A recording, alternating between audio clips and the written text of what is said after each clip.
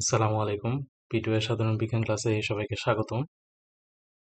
আজকে আমরা যে বিষয়গুলো নিয়ে আলোচনা করব এগুলো হচ্ছে জীববিজ্ঞানীদের পরিচয়, কোষ ও কলা এবং ক্রোমোসোম নিয়ে আজকে আমরা ডিসকাস করব। তো চলো দেখি যে এই রিলেটেড কি প্রশ্ন আগের বিসিএস পরীক্ষাগুলোতে ছিল। দেখো একটা কোশ্চেন ছিল যে ডিএনএ অণুর দ্বি-হেলিক্স কাঠামোর জনক কে? এরপর প্রাণী জগতের উৎপত্তি ও বংশ সম্বন্ধীয় বিদ্যাকে কি বলে? মৌমাছি চাষকে কি বলে?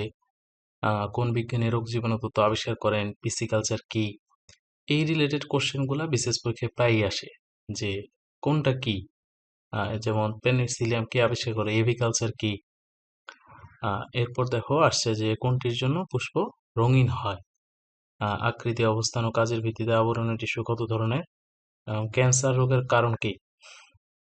এরপর ছিল মাইটোকন্ড্রিয়ার কত ভাগ প্রোটিন, মানবদেহে কতগুলা ক্রোমোসোম থাকে এবং কোনটি নাইট্রোজেন বেস, ডিএনএর নাইট্রোজেন বেস কোনটা, এটা একটা বিসিএস পরীক্ষা ছিল। তো চলো আমরা প্রথমে দেখবো জীববিজ্ঞান। বায়োলজির দুইটা বড় পার্ট আছে, একটা হচ্ছে বোটানি আর একটা হচ্ছে প্রাণীবিজ্ঞান, যেটাকে আমরা জুলজি বলি। একটা হলো উদ্ভিদ বিজ্ঞান আর একটা হচ্ছে প্রাণীবিজ্ঞান। তো জীববিজ্ঞানের এছাড়াও কিছু প্রধান শাখা আছে, যেমন একটা হচ্ছে শ্রেণীবিন্যাস বিদ্যা, যেটাকে আমরা বলি টক্সোনমি। এই রিলেটেড প্রশ্ন কিন্তু পরীক্ষায় থাকে যে এইটাকে কি বলে। তো এই জন্য এগুলো কিন্তু জানাটা ইম্পর্টেন্ট। যেমন শৈবাল সম্পর্কিত বিজ্ঞান, এটাকে আমরা বলি ফাইকোলজি। ছত্রাক সম্পর্কিত বিজ্ঞান, এটা হচ্ছে মাইকোলজি। আর প্যারাসাইটোলজি হচ্ছে পরজীব সম্পর্কিত বিজ্ঞান। সাইটোলজি কোষবিদ্যা, হেলমিনথোলজি এটা হচ্ছে কৃমি সম্পর্কিত বিজ্ঞান। ভাইরোলজি হচ্ছে ভাইরাস সম্পর্কিত বিদ্যা। আর এন্টোমোলজি এটা হচ্ছে কীট পতঙ্গ সম্পর্কিত বিদ্যা। আর জেনেটিক্স, যেখানে বংশগতি নিয়ে আলোচনা করা হয়, সেটা হচ্ছে জেনেটিক্স বা বংশগতি বিদ্যা। পাখি সম্পর্কিত বিদ্যা এটা হচ্ছে অর্নিথোলজি। ইকোলজি এটা মানে হচ্ছে বাস্তুবিদ্যা। আর স্টোলজি মাছ সম্পর্কিত বিদ্যা। আর পরাগরেণু সম্পর্কিত বিদ্যাকে আমরা বলি পলিনোলজি। ভ্রূণবিদ্যা এটা হচ্ছে এমব্রায়োলজি। আর জীবের অভ্যন্তরীণ গঠন নিয়ে যেখানে আলোচনা করা হয় সেটাকে বলা হয় অ্যানাটমি। আর ইভোলিউশন এটা হচ্ছে যে জীবের উৎপত্তি এবং কিভাবে এটার ক্রমবিকাশ হয়েছে এই সম্পর্কিত যে বিদ্যা, সেটাকে আমরা বলি ইভোলিউশন। মরফোলজি এটা হচ্ছে অঙ্গ সংস্থান বিদ্যা। আর ফিজিওলজি এটা হচ্ছে শরীরবিদ্যা। তো উদ্ভিদের এই শাখায় উদ্ভিদের বৃদ্ধি, শ্বসন, রেচন এই জিনিসগুলা নিয়ে আলোচনা করা হয়। হার্পেটোলজি এটা হচ্ছে উভচর ও সরীসৃপ জাতীয় যে প্রাণী আছে এদের সম্পর্কিত যে বিদ্যা, সেটা হলো হার্পেটোলজি। আর মাইক্রোবায়োলজি যেটা হচ্ছে অণুজীব বিজ্ঞান। এছাড়াও জীববিজ্ঞানের কিছু ফলিত শাখা আছে, যেমন ব্রিডিং। ব্রিডিং মানে হচ্ছে প্রজনন, সুপ্রজনন নিয়ে যেখানে আলোচনা করে সেটা হচ্ছে ব্রিডিং। হর্টিকালচার এটা হচ্ছে উদ্যান পালন বিদ্যা। আর গাছ পালন বিদ্যা এটাকে আমরা বলি আরবোরিকালচার। অ্যাকোয়াকালচার, অ্যাকোয়াকালচার হচ্ছে যে পানির মধ্যে গাছপালা বা জীবজন্তুর বংশবৃদ্ধি এই রিলেটেড যে আলোচনা করা হয় সেটাকে আমরা বলি অ্যাকোয়াকালচার। আর মৎস্য চাষ বিদ্যা এটা হলো পিসিকালচার। চিংড়ি চাষ বিদ্যাকে আমরা বলি প্রন কালচার। অ্যানিমাল হাজবেন্ড্রি এটা হচ্ছে গবাদি পশু পালন বিদ্যা। ফ্রগ কালচার, যদি তুমি ব্যাঙ কিভাবে পালে এটা জানতে চাও তাহলে তুমি ফ্রগ কালচারে পড়াশোনা করবা। সেরিকালচার এটা হচ্ছে রেশম চাষ। এভিকালচার পাখি। আর এপিকালচার হচ্ছে মৌমাছি। তো মৌমাছি আর রেশম এগুলা নিয়ে কিন্তু অনেক সময় দেখবা জানা জিনিস সবসময় পারো, কিন্তু পরীক্ষার মধ্যে গিয়ে দেখবা যে কনফিউজড হয়ে যাবা। এই জন্য এগুলো বারবার দেখতে হবে, তাহলে এগুলা সেটেল হয়ে যাবে, হ্যাঁ, রেসিডুয়াল নলেজে পরিণত হবে। প্যারেল কালচার এটা হতো মুক্তা চাষ বিদ্যা। তো এখন আমরা দেখব যে জীববিজ্ঞানে যেসব বিজ্ঞানীরা অবদান রাখছে সেই সব বিজ্ঞানীদের পরিচয়গুলো আমরা একটু দেখব। এখান থেকে কিন্তু বিসিএস এ কোশ্চেন আসছে যে অমুক বিজ্ঞানী কোনটা আবিষ্কার করছে। যেহেতু একবার আসছে ওই প্রশ্নটা আর আসবে না, কিন্তু সিমিলার টাইপ কোশ্চেন কিন্তু বিসিএস এ আসে। তো প্রথমে আমরা দেখবো অ্যারিস্টটল, যাকে জীববিজ্ঞান ও প্রাণীবিজ্ঞানের জনক বলা হয়। তো অ্যারিস্টটল লেসবস নামে এক দ্বীপে সে একাধারে 5 বছর অবস্থান করেন এবং প্রাণীদের উপর গবেষণা করে উনি একটা বই লেখেন, হ্যাঁ, হিস্টোরিয়া অ্যানিমালিজম। এজন্য উনাকে জীববিজ্ঞান ও প্রাণীবিজ্ঞানের জনক বলা হয়, এবং উনি যে দ্বীপে ছিল সেটার নাম কি বললাম? লেসবস। এরপর থিওফাস্টাসকে বলা হয় উদ্ভিদ বিজ্ঞানের জনক, এবং থিওফাস্টাস সে কিন্তু এরিস্টটলের ছাত্র ছিল, এবং ওনার দুইটা বিখ্যাত বই on the history of plants এবং on the causes of plants. এরপর ইবনে সিনার নাম আমরা সবাই জানি। উনি একজন মুসলিম দার্শনিক ছিল, এবং চিকিৎসা বিজ্ঞানে উনার অসাধারণ অবদান আছে। তিনি বিভিন্ন বিষয়ের উপর কয়েকশো বই লেখেন। এর মধ্যে চিকিৎসা শাস্ত্রের উপর ওনার 14 খণ্ডের যে বই আল কানুন, এই বইটা খুবই বিখ্যাত। এরপর আছে উইলিয়াম হার্ভে সে রক্ত সঞ্চালনের যে প্রক্রিয়া সেটা আবিষ্কার করে, এবং উনি 1651 সালে বলেন যে ডিম্বাণু থেকেই সব জীবনের সূত্রপাত হয়, এবং উইলিয়াম হার্ভে প্রাণী রক্ত সঞ্চালন এবং রেচন এবং এগুলোর মধ্যে যে সম্পর্ক, এটা খুব সুন্দরভাবে উনি ব্যাখ্যা করেন। এই কারণে ওনাকে শরীরবিদ্যার জনক বলা হয়, এবং ওনার একটা বিখ্যাত বই on the motion of the heart and blood in animals. এরপর আছে অ্যান্থনি ফন লিওনহুক। লিওনহুকের নাম আমরা অনেকেই জানি। উনি সর্বপ্রথম অণুবীক্ষণ যন্ত্র তৈরি করেন, এবং এই অণুবীক্ষণ যন্ত্র দিয়ে উনিই প্রথমে যে ক্ষুদ্র ক্ষুদ্র যে অনেক জীবাণু আছে বা অনেক কিছু আছে যেগুলো আমরা খালি চোখে দেখি না, এটা উনিই সর্বপ্রথম ব্যাখ্যা করেন। এরপর আছে ক্যারোলাস লিনিয়াস, যিনি জীবদের দ্বিপদ নামকরণের প্রবর্তক। এই কারণে ওনাকে শ্রেণীকরণ বিদ্যারও জনক বলা হয়। এরপর আছে চার্লস রবার্ট ডারউইন, যাকে প্রাকৃতিক নির্বাচনের মতবাদের প্রবর্তক বলা হয়, এবং তার বিখ্যাত বই Origin of Species by Means of Natural Selection, এবং তিনি গ্যালাপাগোস দ্বীপপুঞ্জের জীব সম্প্রদায়ের উপর পর্যবেক্ষণ করে এই প্রাকৃতিক নির্বাচনের যে মতবাদ এটা উনি প্রকাশ করেন। আলফ্রেড রাসেল ওয়ালেস, তিনিও ডারউইনের সাথে প্রাকৃতিক নির্বাচনের মতবাদ তত্ত্ব দেন।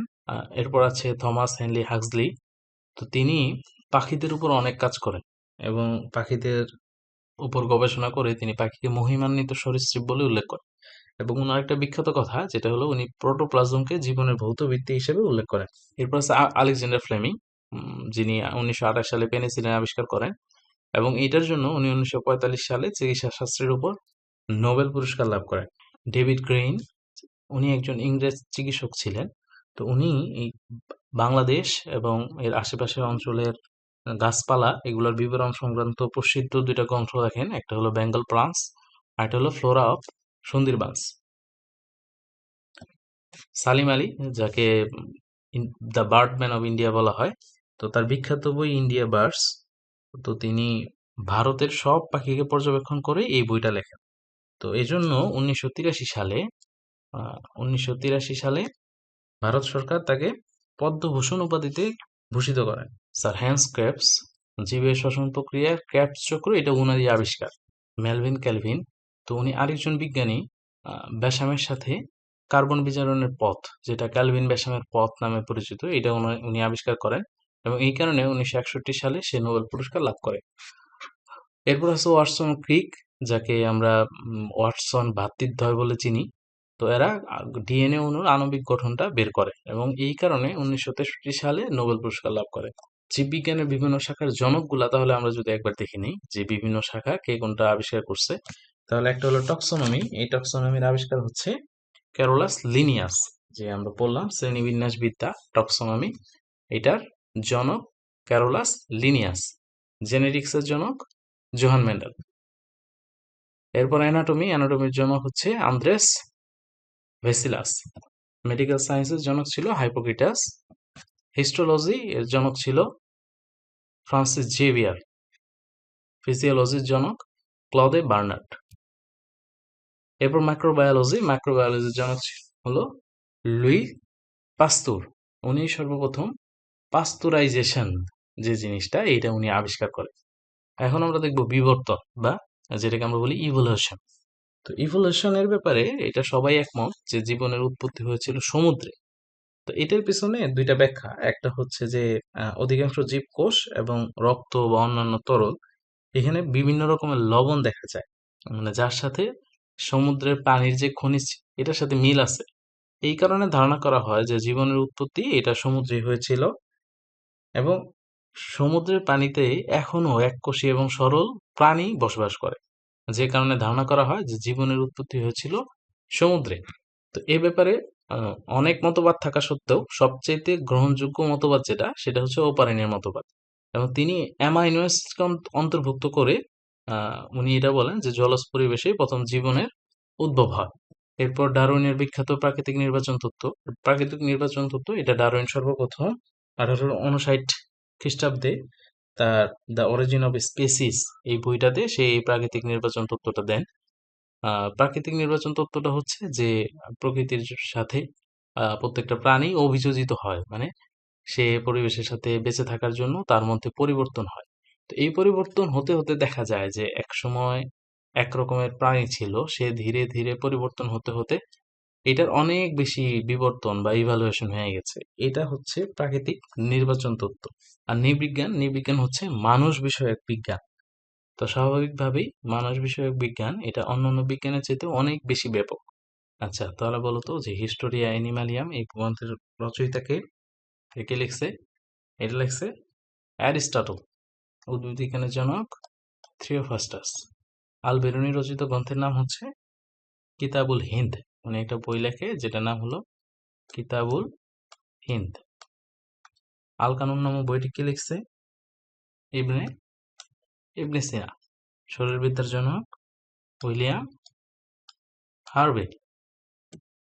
এরপর ব্যাকটেরিয়াকে আবিষ্কার করেন লিওয়েন হুক। পরাগরেণু বিশ্লেষণ বিদ্যাকে কি বলা হয়? প্যালিওন্টোলজি। কীটপতঙ্গ সম্পর্কিত বিদ্যা এন্টোমোলজি। আর রোগ জীবাণু তত্ত্ব আবিষ্কার করেন কে? Louis Pasteur. Origin of species গ্রন্থের প্রণেতা কে? Charles Darwin. ওকে, তো এখন আমরা দেখব কোষ ও কলা। তো কোষ কি জিনিস? কোষ হচ্ছে জীবদেহের গঠনের ও কাজের একক। যে ছোট ছোট কোষ মিলেই আসলে আমরা এক একটা প্রাণী এটা গঠিত হয়েছে। যেরকম আমরা বিল্ডিং এর ক্ষেত্রে দেখি যে ছোট ছোট ইট দিয়ে বড় বড় স্ট্রাকচার হয়। জাস্ট সিমিলার, তুমি একটা ইটকে একটা কোষের সাথে তুলনা করতে পারো। তো কিছু প্রাণী আছে যেগুলো অকোষীয়, যেগুলোর মধ্যে কোনো কোষ নাই, যেমন ভাইরাস। আবার কিছু আছে যেগুলোর মধ্যে একটাই কোষ আছে, যেমন ব্যাকটেরিয়া, অ্যামিবা, এগুলোর মধ্যে কোষের সংখ্যা হচ্ছে একটা, এজন্য এগুলোকে বলি এককোষী প্রাণী। আর তোমরা জানো কিনা জানি না, মানুষ মানুষ কিন্তু আসলে বহুকোষী। হ্যাঁ, যা মানে যেসব প্রাণীতে অসংখ্য কোষ থাকে সেগুলোকে আমরা বলি বহুকোষী প্রাণী, যেমন মানুষ, গরু, ছাগল, ব্যাঙ, এগুলো সবই বহুকোষী প্রাণী। তো গঠন অনুসারে কোষ সাধারণত দুই প্রকার, একটা হচ্ছে প্রাকেন্দ্রিক কোষ এবং একটা হচ্ছে শুক্রেন্দ্রিক কোষ। এখানে তো জাস্ট ডিফারেন্টটা হচ্ছে শুক্রেন্দ্রিক কোষের যে নিউক্লিয়াস থাকে এই নিউক্লিয়াসটা সুগঠিত থাকে এবং প্রাকেন্দ্রিক কোষে এই নিউক্লিয়াসটা সুগঠিত নয়। তো প্রাকেন্দ্রিক কোষ কোনগুলা? যেমন ব্যাকটেরিয়া বা সায়ানোব্যাকটেরিয়া, এগুলা হচ্ছে এই প্রাকেন্দ্রিক কোষের উদাহরণ। আর সুকেন্দ্রিক কোষ যেগুলা, এগুলোর উদাহরণ হচ্ছে ম্যালেরিয়ার জীবাণু, অ্যামিবা, এইগুলো হচ্ছে সুকেন্দ্রিক কোষ। আবার শরীরবৃত্তীয় কাজের উপর ভিত্তি করে দুই ভাগে ভাগ করা যায়। একটা হচ্ছে দেহকোষ। দেহকোষ হচ্ছে যে জনন কাজে অংশ নেয় না এবং মাইটোসিস প্রক্রিয়ায় সংখ্যা বৃদ্ধি করে, এবং এদের সংখ্যাটা হচ্ছে 2n, যেটাকে আমরা বলি ডিপ্লয়েড। আর একটা হচ্ছে জনন কোষ, যেগুলা জনন কাজে অংশ নেয়। তো এগুলা মিওসিস প্রক্রিয়ায় সংখ্যা বৃদ্ধি করে, এবং এগুলোর উদাহরণ হচ্ছে যেমন শুক্রাণু, ডিম্বাণু, এবং এরা হচ্ছে n সংখ্যক, মানে একটা করেই থাকে। হ্যাঁ, এবং একে আমরা বলি হ্যাপ্লয়েড। তোমরা এই এই চিত্র যদি খেয়াল করো, দেখো এখানে এখানে দুইটা করে আছে, খেয়াল করছো? এটা হলো ডিপ্লয়েড, এবং যেখানে একটা করে থাকে সেটাকে আমরা বলি হ্যাপ্লয়েড। আবার কোষের আকারের উপর ভিত্তি করেও আমরা কোষকে ক্লাসিফিকেশন করতে পারি। তবে সবচেয়ে ছোট কোষ যেটা, সেটা হচ্ছে মাইকোপ্লাজমা গ্যালিসেপ্টিকাম।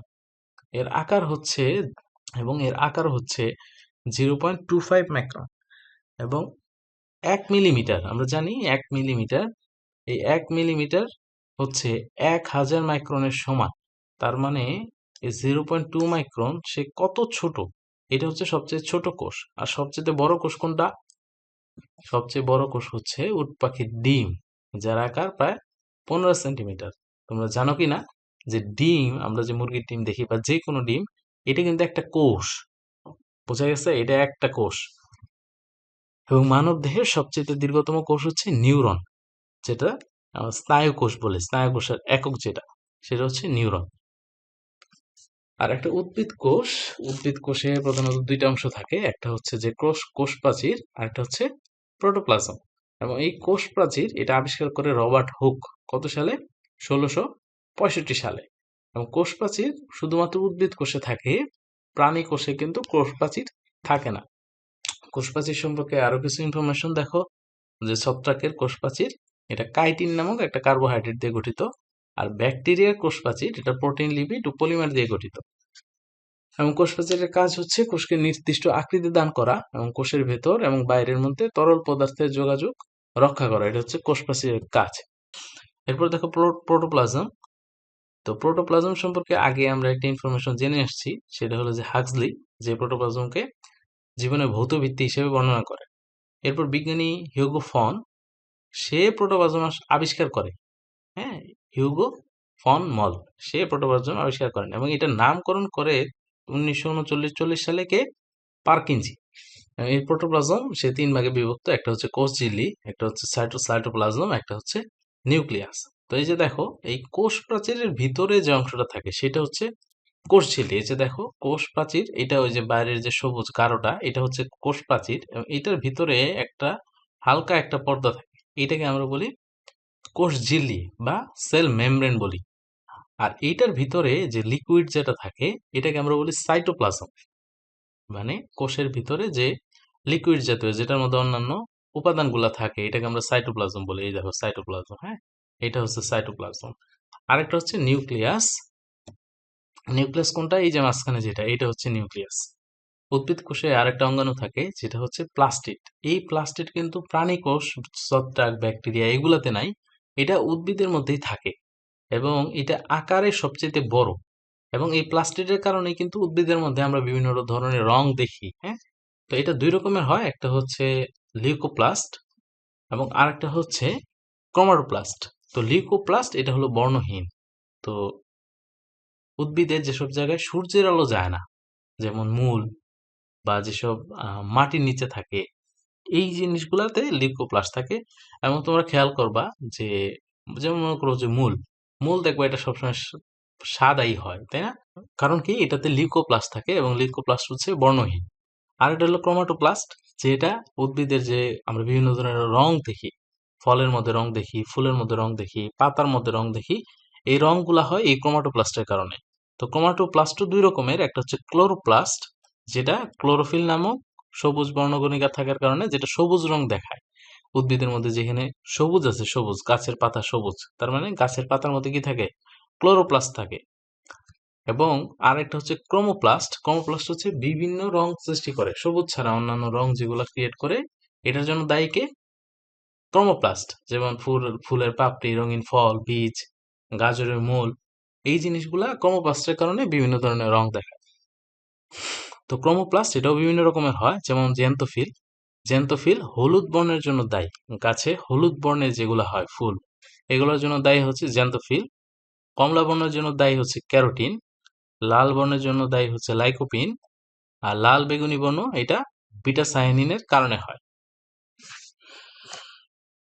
এখন আমরা দেখব মাইটোকন্ড্রিয়া, যাকে কোষের পাওয়ার হাউস বলা হয়। কেন? যে শক্তি উৎপাদনের যাবতীয় সব প্রক্রিয়া এই মাইটোকন্ড্রিয়ার মধ্যে হয় এবং প্রতি কোষে প্রায় 300 থেকে 400 মাইটোকন্ড্রিয়া থাকে। এটা কোশ্চেন ছিল যে মাইটোকন্ড্রিয়াতে কত পার্সেন্ট প্রোটিন থাকে? 73%। এবং 25 থেকে 30% থাকে লিপিড এবং সামান্য পরিমাণ ডিএনএ, আরএনএ, ক্যালসিয়াম, ম্যাগনেসিয়াম এগুলো থাকে। এরপর দেখো রাইবোসোম। রাইবোসোম আবিষ্কার করা হয় 1955 সালে। প্যালাডে সে রাইবোসোম আবিষ্কার করে এবং এই রাইবোসোমের প্রধান কাজ হচ্ছে প্রোটিন সংশ্লেষ করা। আর সাইটোপ্লাজমে যে জালিকা দেখা যায় সেটা হচ্ছে এন্ডোপ্লাজমিক রেটিকুলাম। এই যে এইটা, হ্যাঁ, এন্ডোপ্লাজমিক রেটিকুলাম বলে এটাকে। এরপর আছে দেখো গলজি বস্তু। এটা গলজি নামক বিজ্ঞানী 1898 সালে আবিষ্কার করে এবং এর কাজ হচ্ছে যে বিভিন্ন ধরনের জীবাণু যেগুলা আমাদের শরীরে আক্রমণ করে এগুলাকে সে খায় ফেলে এবং বিগলনকারী এনজাইমগুলোকে আঁকড়ে রেখে সে কোষের ভিতরে যে অন্যান্য অর্গানগুলা বা অন্যান্য অঙ্গাণুগুলা আছে এই অঙ্গাণুগুলাকে সে রক্ষা করে। এরপরে দেখো যে কোষের যে মেইন সেটা হচ্ছে নিউক্লিয়াস। তো এই নিউক্লিয়াসটা 1831 সালে রবার্ট ব্রাউন আবিষ্কার করেন এবং উনি এটার নামকরণ করেন। আর নিউক্লিয়াসে কি থাকে? নিউক্লিয়াসে থাকে ডিএনএ, আরএনএ, প্রোটিন এবং কোএনজাইম। এগুলা দিয়ে নিউক্লিক অ্যাসিড গঠিত। তো সাধারণত দেখা যায় যে প্রতি কোষে একটাই নিউক্লিয়াস থাকে, কিছু কোষে একাধিক নিউক্লিয়াস দেখা যায়, যেমন পেশি কোষে একাধিক নিউক্লিয়াস থাকে। আবার কিছু কোষে নিউক্লিয়াস থাকে না, যেমন লোহিত রক্তকণিকা, অনুচক্রিকা, এইসব কোষে নিউক্লিয়াস থাকে না। তো নিউক্লিয়াসের কাজ কি? নিউক্লিয়াসের কাজ হচ্ছে সে যাবতীয় কোষের মধ্যে যত কাজ হয় এই সব কাজকে সে নিয়ন্ত্রণ করে। আচ্ছা, উদ্ভিদ কোষ আর প্রাণী কোষের মধ্যে কিছু পার্থক্য আছে। কি পার্থক্য? একটু আগে বললাম প্লাস্টিড, তাই না? প্লাস্টিড কই থাকে? প্লাস্টিড উদ্ভিদ কোষে থাকে, কিন্তু প্রাণী কোষে থাকে না। আর উদ্ভিদ কোষের যে খাদ্য সেটা মূলত শ্বেতসার, আর প্রাণী কোষের খাদ্য কি? প্রাণী কোষের সঞ্চিত খাদ্য মূলত গ্লাইকোজেন। এই ধরনের কিছু বেসিক পার্থক্য উদ্ভিদ কোষ ও প্রাণী কোষের মধ্যে আছে। আরেকটা জিনিস যেটা বলছিলাম যে উদ্ভিদ কোষে কোষ প্রাচীর থাকে, কিন্তু প্রাণী কোষে কোষ প্রাচীর থাকে না। এখন আসলে আমরা দেখবো কোষ বিভাজন, কোষগুলো কিভাবে ডিভাইডেড হয়। তো বিসিএসসি কিন্তু একটা কোশ্চেন ছিল যে ক্যান্সার কেন হয়। ক্যান্সার কেন হয়? যখন কোষের অনিয়ন্ত্রিত বৃদ্ধি যখন হয় তখন ক্যান্সার হয়। তো নর্মালি কোষ বিভাজন তিন রকমের, একটা হচ্ছে অ্যামাইটোসিস, একটা হলো মাইটোসিস, আর একটা হলো মিওসিস। তো অ্যামাইটোসিস এইটা নর্মালি দেখা যায় এক কোষী প্রাণীর ক্ষেত্রে এই অ্যামাইটোসিস প্রক্রিয়ায় কোষ বিভাজন হয়। তো এখানে কি ঘটনা ঘটে? এইখানে যেটা হয়, এই যে কোষের ভিতরে যে জিনিসগুলো আছে, এই যে জিনিসটা আছে, এইটা প্রথমে দুই ভাগ হয়ে যায়। দেখো এই যে দুই ভাগ হয়ে যাচ্ছে। তো এই দুই ভাগ হওয়ার পরে কি হয়? এই কোষও মাঝখান দিয়ে ডিভাইডেড হয়ে যায়। তখন এই একটা কোষ দুইটা কোষে পরিণত হয়। এই তো বংশবৃদ্ধি হয়ে গেল। এরপরে যেটা মাইটোসিস, এই মাইটোসিসটা দেখা যায় উন্নত শ্রেণীর প্রাণী বা উদ্ভিদের ভাজক কোষে। তো এখানে যেটা হয় সেটা হচ্ছে যে মাদার সেল যেটা থেকে বিভক্ত হয়, এবং সেটাকে আমরা বলি ডটার সেল, মানে মাদার সেল থেকে যেটা উৎপন্ন হয় সেটাকে আমরা ডটার সেল বলি। তো মাদার সেলের যে গুণাগুণ বা মাদার সেলে যা থাকে ডটার সেলে হুবহু তাই থাকে। তুমি খেয়াল করো, এই যে মাদার সেল, এই মাদার সেল থেকে এই ডটার সেলটা হয়েছে। তো এই দুইটা যদি তুমি খেয়াল করো, দেখো এই দুইটা সেম, এখানেও দুইটা ছিল, দুইটা ক্রোমোজোম ছিল, এইখানেও দুইটা ক্রোমোজোম আছে। হ্যাঁ, তো এই জন্য আহ এখানে এই মাইটোসিস প্রক্রিয়ায় এটার কোষের ক্রোমোজোমের সংখ্যা হুবহু সমান থাকে। তো এখানে তুমি যদি একটু চিত্রটা খেয়াল করো, এই দুইটা দুইটা এটা ডাবল হয়েছে, এটাও ডাবল হয়েছে, তাই না? এই যে এখানে ডাবল হয়েছে, এটা ভাগ হইতে হইতে দেখো এখানেও দুইটা আছে, যেরকম মাদার সেলে ছিল, যেমন মাদার সেলে ছিল। আরেকটা হচ্ছে মিওসিস, এবং এই মিওসিস সে একটা ভাগ হয়ে চারটায় পরিণত হয়। দেখো এই যে একটা থেকে কয়টা হয়েছে? একটা থেকে হয়ে গেছে শেষে চারটা। এবং এইখানে যেটা হয় যে এটা যে মাদার সেল, এবং মাদার সেল এবং ডটার সেল, সেখানে ক্রোমোজোমের সংখ্যা হয়ে যায় অর্ধেক। যেমন এখানে কয়টা আছে? এখানে আছে চারটা। তুমি ডটার সেল দেখো, প্রত্যেকটাতে দুইটা করে ক্রোমোজোম আছে। এই জন্য এই প্রক্রিয়াকে হ্রাসমূলক বিভাজনও বলা হয়। আচ্ছা, এবার আমরা দেখব টিস্যু বা কলা। আচ্ছা, কলা বা টিস্যু কি? যে কোষগুলা একই গঠন এবং একই কাজ বিশিষ্ট হয় এবং একই স্থান থেকে উৎপন্ন হয়, এবং এই কোষগুলা একটা সাধারণ কাজ করে, হ্যাঁ, একটা সিমিলার কাজ করে, এগুলাকে আমরা কলা বা টিস্যু বলি। তো রক্ত এটা এক ধরনের যোজক টিস্যু বা ফ্লুইড কানেকটিভ টিস্যু বলি আমরা, এবং এই রক্ত ভ্রূণের মেসোডার্ম থেকে উৎপন্ন হয়। তো এই টিস্যু নর্মালি দুই রকমের, একটা হচ্ছে যে উদ্ভিদ টিস্যু, আর একটা হচ্ছে প্রাণী টিস্যু। তো উদ্ভিদ টিস্যু দেখো, উদ্ভিদ টিস্যু নর্মালি দুই প্রকার, একটা হচ্ছে ভাজক টিস্যু আর একটা হচ্ছে স্থায়ী টিস্যু। তো স্থায়ী টিস্যু কোনগুলা? যেগুলো আর বংশবৃদ্ধি করে না, হ্যাঁ, এগুলাকে আমরা বলি স্থায়ী টিস্যু। এবং স্থায়ী টিস্যু এটা কিন্তু এই ভাজক টিস্যু থেকেই হয়। ভাজক টিস্যু বংশবৃদ্ধি করে, আর যে ভাজক টিস্যুগুলা আর বংশবৃদ্ধি করে না ওইগুলাকে আমরা কি বলি? স্থায়ী টিস্যু বলি। আবার স্থায়ী টিস্যু তিন প্রকার: সরল টিস্যু, জটিল টিস্যু এবং ক্ষরণকারী টিস্যু। ক্ষরণকারী টিস্যু কোনগুলা? যেসব টিস্যু থেকে বিভিন্ন ধরনের তরল নিঃসৃত হয় সেগুলোকে আমরা ক্ষরণকারী টিস্যু বলি। যেমন মনে করো রাবার, দেখছো না রাবার কি হয়? গাছ কেটে রাখলে সেখান থেকে রাবার বা এরা এই জাতীয় তরল নিঃসৃত হয়, এই ধরনের টিস্যুকে আমরা ক্ষরণকারী টিস্যু বলি। আবার যেমন মনে করো পাট, পাট এক ধরনের ফাইবার বা তন্তু, এটা হচ্ছে এই যে ফ্লোয়েম ফাইবার, দেখছো যে জটিল টিস্যুর একটা ভাগ হচ্ছে ফ্লোয়েম ফাইবার, এইটা হচ্ছে পাট। আর প্রাণী টিস্যু এটা নর্মালি চার রকমের হয়। তো একটা হচ্ছে এপিথেলিয়াল বা আবরণী কলা। তো এই টিস্যুগুলা ঘন শূন্য বেষ্টিত থাকে এবং ভিত্তি পর্দার উপর বিন্যস্ত থাকে।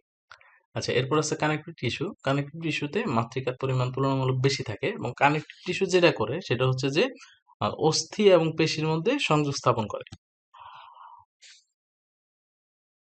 এই কানেক্টিভ টিস্যু আবার ৩ প্রকার। একটা হচ্ছে তন্তুজ কানেক্টিভ টিস্যু, একটা হচ্ছে স্কেলেটাল কানেক্টিভ টিস্যু বা অস্থি যেটা, হ্যাঁ? যেটাকে আমরা বলি বোন বা অস্থি বলি, হাড় বলি, হ্যাঁ? এটা হলো স্কেলেটাল কানেক্টিভ টিস্যু। আরেকটা হচ্ছে তরল কানেক্টিভ টিস্যু। একটু আগে যেটা বললাম যে রক্ত, হ্যাঁ? এটা তরল কানেক্টিভ টিস্যু। ৩ নাম্বার যেটা সেটা হচ্ছে পেশি টিস্যু। যে মাসকুলার টিস্যু বলি আমরা, আমাদের যে মাসল, এইটা যে টিস্যু দিয়ে গঠিত সেটাকে আমরা বলি পেশি টিস্যু। পেশি টিস্যু নরমালি ৩ রকমের হয়। একটা হচ্ছে ঐচ্ছিক। ঐচ্ছিক বলতে যেগুলাকে আমরা নিয়ন্ত্রণ করতে পারি এবং এই ঐচ্ছিক যেটি টিস্যু, এখানে একাধিক নিউক্লিয়াস থাকে। তো ঐচ্ছিক টিস্যু কোনগুলা? যেমন হাড় বা পায়ের পেশি, দেখবা এগুলো আমরা কি করতে পারি, মুভ করতে পারি বা নিয়ন্ত্রণ করতে পারি, এগুলোকে আমরা ঐচ্ছিক টিস্যু বলি। আরেকটা হচ্ছে অনিচ্ছিক পেশি, যেগুলোকে তুমি চাইলেও নিয়ন্ত্রণ করতে পারবা না এবং এই কোষগুলা মাকু আকৃতির, দেখো এই যে, হ্যাঁ, এইরকম, ঠিক আছে? এই জন্য এটারে আমরা বলি মাকু আকৃতি। এদের গায়ে আড়াআড়ি দাগ থাকে না, হ্যাঁ? এই জন্য এই পেশিকে আরেকটা নাম হচ্ছে মসৃণ পেশি। এবং দেহের বিভিন্ন দেহের অভ্যন্তরীণে যে অঙ্গগুলা আছে, এগুলা এই স্মুথ বা অনিচ্ছিক পেশি দিয়ে গঠিত। যেমন আমাদের রক্তনালী। রক্তনালী কি, এটা কি নিজেরা আমরা নিয়ন্ত্রণ করতে পারি? পারি না। এগুলো হচ্ছে অনিচ্ছিক পেশি। আরেকটা বিশেষ ধরনের পেশি সেটা হচ্ছে যে হৃদপেশি বা কার্ডিয়াক পেশি। তো এটা সৃষ্টি হওয়ার পর থেকে একদম মরে যাওয়া পর্যন্ত সে এক নির্দিষ্ট ছন্দে সবসময় সংকোচন প্রসারণ হতেই থাকে, আমাদের হৃৎপিণ্ড যেটা করে, যে একদম শুরু থেকে মারা যাওয়া পর্যন্ত সে কন্টিনিউয়াসলি একটা ছান্দিক সে মুভমেন্ট করে। এটা হচ্ছে হৃদপেশি বা কার্ডিয়াক পেশি। আরেকটা আছে ৪ নাম্বার যেটা, সেটা হচ্ছে স্নায়ু টিস্যু। স্নায়ু টিস্যু সে পরিবেশ থেকে উদ্দীপনা গ্রহণ করে এবং এটা ট্রান্সফার করে আমাদের ব্রেইনে এবং এটা ভ্রূণীয় একটোডাম জাত। তাহলে আমরা একটু প্র্যাকটিস করি যে আদিকোষ। আদিকোষ কোনটা? আদিকোষ হচ্ছে ব্যাকটেরিয়া। পৃথিবীর প্রথম সৃষ্ট জীব, পৃথিবীর প্রথম সৃষ্ট জীব হচ্ছে অ্যামিবা। প্রাণীদের দীর্ঘতম কোষ কোনটা? নিউরন। ছত্রাকের কোষপ্রাচীর কি দিয়ে তৈরি? কাইটিন দিয়ে। দেহের রাসায়নিক কারখানা বলা হয় কোনটাকে? দেহের রাসায়নিক কারখানা বলা হয় সাইটোপ্লাজমকে। আচ্ছা, প্রোটিন ফ্যাক্টরি বলা হয় কাকে? রাইবোসোম। কোষের মস্তিষ্ক বলা হয় মাইটোকন্ড্রিয়াকে। কোন কোষে নিউক্লিয়াস থাকে না? হ্যাঁ, আমরা দেখছি যে লোহিত রক্তকণিকা, এখানে নিউক্লিয়াস থাকে না। একাধিক নিউক্লিয়াস থাকে পেশি কোষে। প্লাস্টিড থাকে কোথায়? উদ্ভিদ কোষে, তাই না? প্রাণী দেহে, প্রাণী কোষে প্লাস্টিড থাকে না। এবং যে রঞ্জক পদার্থের জন্য ফুল বিচিত্র বর্ণে হয় তাকে আমরা বলি ক্রোমোপ্লাস্ট। সবুজ টমেটো পাকার পরে লাল হয় কেন?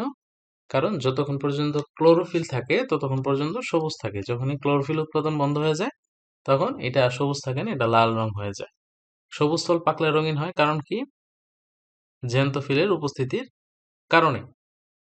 ব্যাকটেরিয়া কোন কোষ বিভাজন হয়? আমরা বলছিলাম যে এককোষী প্রাণী যেগুলা, সেগুলাতে অ্যামাইটোসিস, তাই না? অ্যামাইটোসিস প্রক্রিয়ায় কোষ বিভাজন হয়। ক্যান্সার রোগের কারণ হচ্ছে কোষের অস্বাভাবিক বৃদ্ধি। আর উদ্ভিদের সবচেয়ে বেশি বৃদ্ধি হয় কোথায়? মূল এবং কাণ্ডের অগ্রভাগে। উদ্ভিদ মাটি থেকে পানি ও খনিজ লবণ পরিবহন করে কিসের সাহায্যে? জাইলেম কলার মাধ্যমে। তো চলো এখন আমরা দেখবো ক্রোমোজোম ও জিন তত্ত্ব। বংশগতি। বংশগতি কি? বংশগতি হচ্ছে যে এই যে বাবা মা, তার থেকে সন্তান, তার সন্তান। তো দেখা যায় যে কি হয়, আহ, বাবা মার সন্তান অনেকটা বাবা মার চেহারা বা বাবা মার মতো বৈশিষ্ট্য, এই যে জিনিসগুলা, এইগুলা বংশানুক্রমিক ভাবে যে এক জেনারেশন থেকে আরেক জেনারেশন সঞ্চারিত হয়, একেই আমরা বলি বংশগতি। তো দেখা যায় যে বাবা, তার ছেলে কিছু পরিবর্তন দেখা দেয়, এই যে পরিবর্তনটা, এটাকে আমরা বলি পরিবৃত্তি। তো জীববিজ্ঞানের যে শাখায় এই বংশগতি নিয়ে আলোচনা করা হয় তাকে বলা হয় জিনতত্ত্ব বা জেনেটিক্স, এবং এটা আবিষ্কার করে কে? Johann Mendel. এজন্য জোহান মেন্ডেলকে বলা হয় জেনেটিক্স বা বংশগতির জনক। আচ্ছা, এখন আমরা দেখবো জিন। এই জিন সেই জিন না এটা হচ্ছে ডিএনএ অণুর একটা খণ্ডাংশ, যেটা জীবের বংশগতির মৌলিক, ভৌত এবং কার্যিক একক। এবং এক বংশ থেকে আরেক বংশে, মানে এক জেনারেশন থেকে আরেক জেনারেশনে যে বৈশিষ্ট্যগুলো ট্রান্সফার হয়, সেটার মূল কারণ হচ্ছে এই জিন। এইখানে দুইটা জিনিস আমরা দেখবো, একটা হলো ফিনোটাইপ আর একটা হলো জিনোটাইপ। একই জিনিস। জিনোটাইপটা হচ্ছে যে জিন দয়ের কারণে আমাদের ভিতরে বিভিন্ন বৈশিষ্ট্যগুলো আমরা ধারণ করি, এগুলো হচ্ছে জিনোটাইপ। যেমন মনে করো তোমার বাবার চোখ নীল, মার চোখ হচ্ছে কালো। তো তোমার চোখ মনে করো নীল হলো। তো এই যে তোমার চোখ নীল হলো যে জিন দয়ের কারণে, সেটাকে আমরা বলবো জিনোটাইপ। এবং এটার যে বাহ্যিক প্রকাশ, যে তোমার চোখ নীল দেখা যাচ্ছে, এই বাহ্যিক প্রকাশটা হচ্ছে ফেনোটাইপ।